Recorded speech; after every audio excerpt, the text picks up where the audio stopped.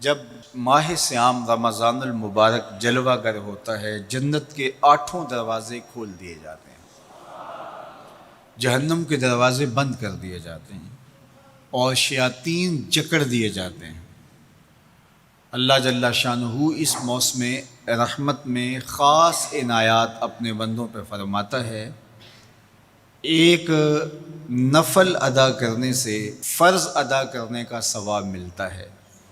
اور ایک فرض ادا کرنے سے 70 فرائض ادا کرنے کا ثواب ملتا ہے۔ اسی طرح راہ خدا میں 1 روپیہ دو گے تو 70 روپے خرچ کرنے کا ثواب ملے گا۔ اسی طرح باقی نیکیاں بھی جتنی بھی ہم کرتے ہیں، وہ ایک نیکی کریں گے تو 70 گنا اجر ماہ صیام میں ہمیں نصیب ہوتا ہے۔ اس لیے اہل ایمان کا یہ طریقہ ہے کہ وہ اس مہینے میں کثرت کے ساتھ تلاوت کرتے ہیں، کیونکہ ایک مرتبہ اگر قرآن مجید پڑھ لیا تو 70 مرتبہ قرآن مجید پڑھنے کا ثواب نصیب ہوا۔ ماہ صیام میں چونکہ شیطان بندھا ہوا ہوتا ہے، تو ہم اپنے آپ کو نیکی کی طرف اگر لانا چاہیں تو اتنی رکاوٹیں نہیں ہوتی جتنی عام دنوں میں ہوتی ہیں،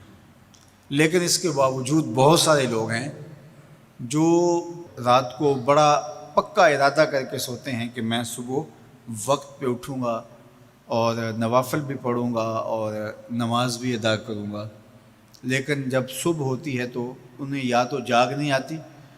یا نیند سے بیدار ہو جاتے ہیں، بستر سے اٹھا نہیں جاتا۔ جبکہ وہی شخص انہوں نے صبح سبزی منڈی جانا ہو تو چھلانگ لگا کے اٹھتے ہیں اور سبزی منڈی پہنچتے بھی ہیں۔ سستی طبیعت کا کسل نہیں ہوتا۔ عمومی طور پہ ہم اپنے آپ کو بیمار تصور کر لیتے ہیں اور سستی اور کسل کا نام دے کر کے، بہانہ دے کر کے ہم کہتے ہیں کہ بس کیا کریں، ہم کو ارادہ کرتے ہیں روز لیکن ہم سے اٹھا نہیں جاتا، بس طبیعت اس طرح کی ہے، کسل ہے، سستی ہے۔ یہ بات ذہن میں رکھیے گا کہ ارادہ کرنے کے باوجود بھی صبح جب ہم اٹھ نہیں پاتے یا کوئی بھی نیکی کا کام ہم کرنے کا ارادہ کرتے ہیں تو ارادہ کرنے کے باوجود ارادہ ہی رہ جاتا ہے، ہم کر نہیں پاتے، تو اس کا سبب یہ ہوتا ہے کہ بہت سارے ہم گناہ کر چکے ہیں اور ان گناہوں کی وجہ سے ہم نیکی کی توفیق نہیں پاتے۔ حضرت حسن بصری رضی اللہ تعالی عنہ نے یہی وجہ اس کی بیان فرمائی ہے۔ تو اس کا بہترین طریقہ یہ ہے کہ توبہ کی جائے، اور توبہ بھی سچے دل سے کی جائے، رو رو کے اللہ سے گناہوں کی معافی مانگی جائے، اور سچے دل سے جب توبہ کی جائے تو پھر سارے گناہ نہ صرف مٹا دیے جاتے ہیں بلکہ ان کو بدل کے نیکیوں میں تبدیل کر دیا جاتا ہے۔ تو ماہ صیام کے اندر پختہ عزم کریں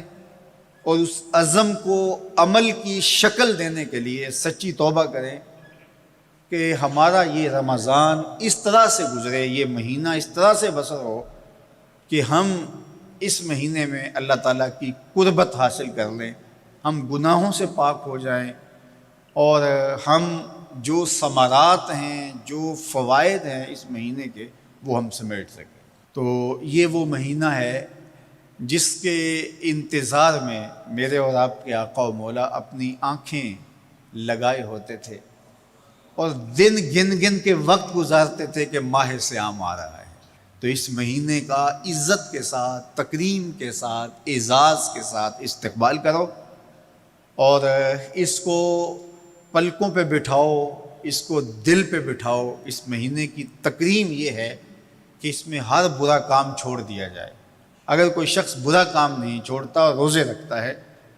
تو میرے اور آپ کے آقا و مولا کا ایک فرمان سن لیجئے، من لم یدع قول الزور والعمل بہ فلیس للہ حاجۃ فی ان یدع طعامہ و شرابہ۔ فرمایا کہ جو جھوٹ اور برے کام نہیں چھوڑتا، اس کے بھوکا اور پیاسا رہنے کی اللہ کو کوئی ضرورت نہیں ہے۔ تو روزہ خوراک بچاؤ مہم نہیں ہے جو چلائی جاتی ہے، بلکہ یہ تزکیہ نفس کا موسم ہے، باطن کی صفائی کا موسم ہے، اور باطن کی صفائی نہیں ہوتی جب تک ہم کوشش کریں۔ آپ کے بدن پہ بہت ساری میل چڑھی ہوئی ہے اور جمی ہوئی ہے بدن کے ایک ایک عضو پہ میل، تو آپ پانی میں چھلانگ لگا کے باہر بھی آ جاتے ہیں تو میل نہیں اترتی، چلو کچھ نہ کچھ فرق تو ضرور پڑ جاتا ہے، لیکن میل نہیں اترے گی۔ میل کب اترے گی؟ جب آپ اپنے بدن کو مل مل کے اس کے اوپر صابن لگا کر کے اچھی طرح سے اس کو جب اتاریں گے محنت کوشش سے، تو پھر آپ کا بدن مہک جائے گا، ہلکا پھلکا ہو جائے گا، میل اتر جائے گی۔ یہ موسم رحمت ہے، اللہ کی رحمتوں کا می برسے گا، اس سے کچھ نہ کچھ فائدہ تو ہوگا ہی، لیکن حقیقی فائدہ وہی حاصل کرے گا جو اپنے گناہوں کو مل مل کے دھوئے گا اور اپنے آپ کو صاف کرنے کی کوشش کرے گا۔ تو اپنے من کے میل اتارنے ہیں، اپنے باطن کے میل اتارنے ہیں، اپنے اعمال کی درستگی کی کوشش کرنی ہے۔ صلاۃ التراویح مسجد میں نہیں آ سکتے تو گھروں میں پڑھ لیجئے، جس طرح بڑی عمر والے لوگوں کو، بیمار لوگوں کو کہا گیا کہ آپ گھروں میں پڑھ لیں، بچوں کو کہا گیا، لیکن چھوڑیے گا نا، یہ رمضان المبارک کا خاص عمل ہے۔ آج کل دین بیزار طبقہ مختلف جگہوں پہ بیٹھ کے مسجد پر، مدرسے پر، تراویح پر، ان چیزوں پر تبصرہ کر رہا ہے اور اتنا ہلکا ثابت کرنا چاہ رہا ہے ان امور کو، جس طرح یہ چیزیں ہوتی کچھ نہیں ہیں، جبکہ ماہ صیام کے قیام پر میرے اور آپ کے آقا مولا نے بشارت دیتے ہوئے فرمایا، من قام رمضان ایمانا و احتسابا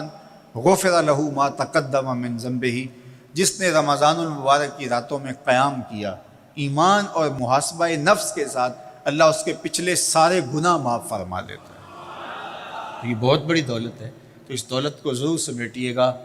ضرور حاصل کیجئے گا، من کی ستھرائی، عفت اور پاکیزگی کا سامان کیجئے گا۔ اللہ آپ سب کو اپنی امان میں، اپنی حفاظتوں کے حصار میں رکھے۔